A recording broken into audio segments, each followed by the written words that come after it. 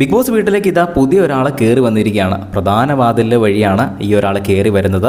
Big ബോസിൻ്റെ ലൈവിൽ ഇപ്പോൾ ഒരു ടാസ്ക് നടക്കുവാണ്. അപ്പോൾ ആ ടാസ്കിൻ്റെ ഭാഗമായിട്ട് ഇവർക്ക് വീട്ടിലുള്ളവർക്ക് കുറേ അധികം ബോട്ടിലുകൾ കൊടുക്കാനായിട്ടാണ് വരുന്നത്. ഒരു ചുമല ബാസ്ക്കറ്റിൽ ഒരു ചാക്കുണ്ട്. ആ ചാക്കിനകത്ത് നിറച്ച് ബോട്ടിലുകളാണുള്ളത്. അപ്പോൾ ആ ബോട്ടിലുകൾ വീട്ടുകാർക്ക് കൊണ്ട് കൊടുക്കുന്നതിനായിട്ടാണ് ബിഗ് ബോസ് ടീം ഒരാളെ അകത്തേക്ക് വിട്ടിരിക്കുന്നത്, വീടിനകത്തേക്ക് വിട്ടിരിക്കുന്നത്.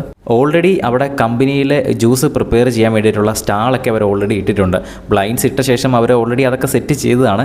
എനിക്ക് തോന്നുന്നു ബിഗ് ബോസ് മറന്നു പോയതായിരിക്കാം ആ ഒരു ബോട്ടിലുകൾ അവിടെ വെക്കാൻ വേണ്ടിയിട്ട്.